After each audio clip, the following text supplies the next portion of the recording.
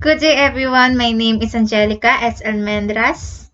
And I am Alcana Charlotte, and we are going to present things under the poem Ang Dapat Paniwalaan by Jose F. Lacaba. So, in English, what must be believed on?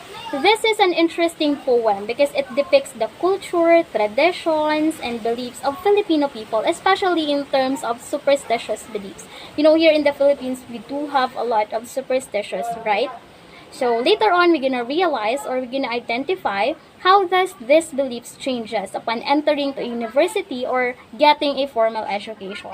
But before we dwell on that, allow me po to give you a brief information about its author. So the full name of the author is Jose Maria Flores Lacaba, but he was also known as Pite Lacaba. And he was born on August 20, 1945 in the Misamis Oriental.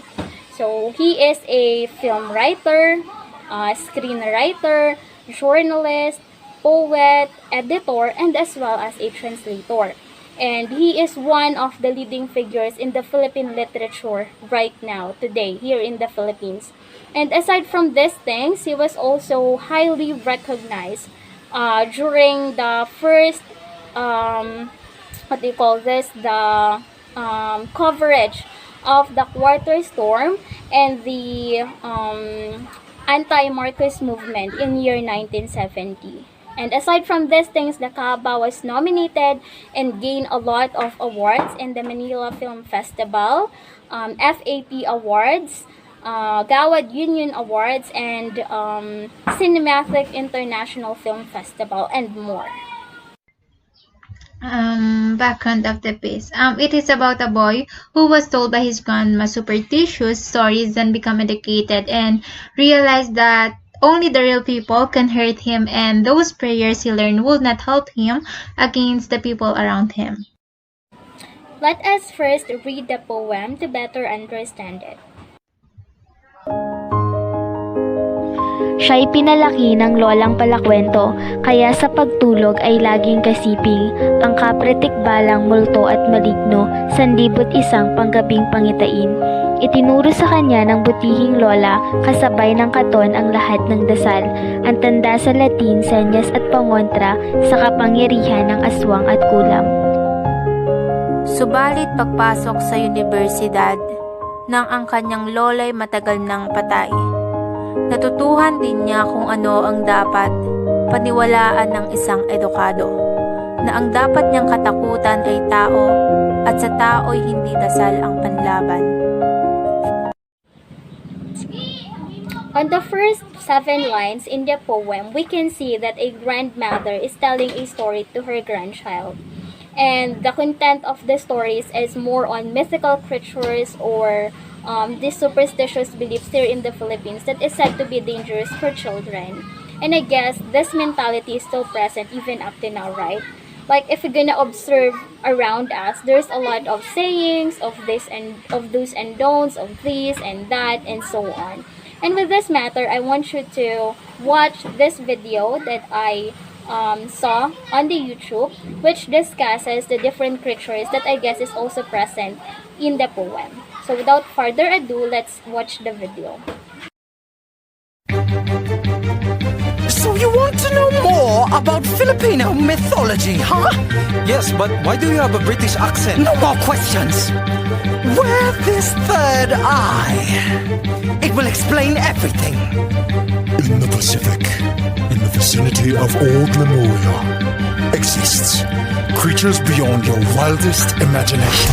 Watch where you're stepping because I am a duende. I also go by elf, dwarf, goblin, puede. You probably have heard of us in stories from your nana of how we put our curse on you if you don't give us ally. We come in many colors, black, white, red, and green. But unless you have a third eye, then we are never seen. We are magical and powerful, mischievous and lovable, and say dabi dabi po while passing by our mom. Up in a tree, that is where you'll find me. They call me Capre, the Bigfoot of the Philippines. Smoking cigars all day, getting crunk. You can find my junk at the bottom of my tree trunk. Guess what?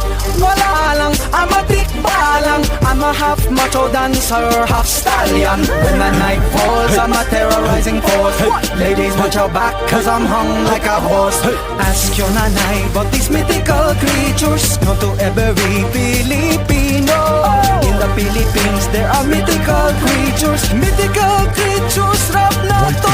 They call me white lady, like Bello, I am whitening. Was hit by a car and nobody ever stopped for me. And so in the night, while you're on Valletta Drive, you see me, please stop, or you'll see these red eyes.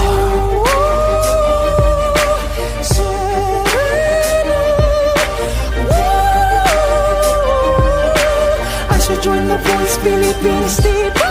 Bartfish tail, I'm a Filipina mermaid. Sex appeal with hydration like I'm Gatorade. But if you get too close to this beautiful girl, I'll pull you deep down till you're part of my world. By day, I'm an ordinary gal. By night, I'm a half-bodied manananggal. I come from a class of ghouls known as aswang. I'm allergic to asin and I hate bawang. I have long tongue, bat wings, and maybe that pregnant lady will feed me her baby. You can try to stop me, but catching me is tough. Cause the only way to kill me is to find my lower half. Ask your nanay about these mythical creatures known to every Filipino. In the Philippines, there are mythical creatures. So from the video, we can see the different supernatural entities that our ancestors believe in.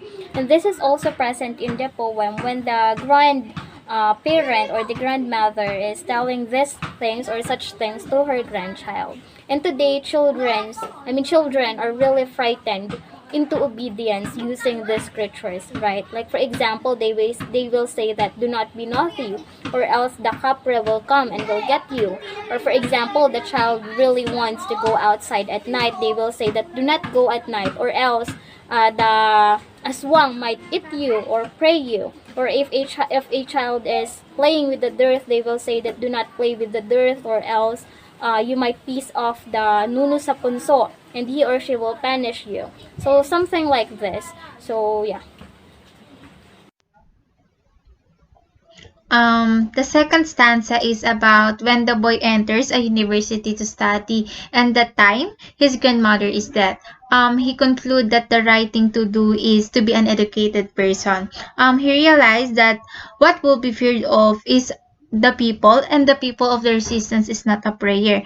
The fact that we are Filipinos have many sayings and superstitions that we believe in.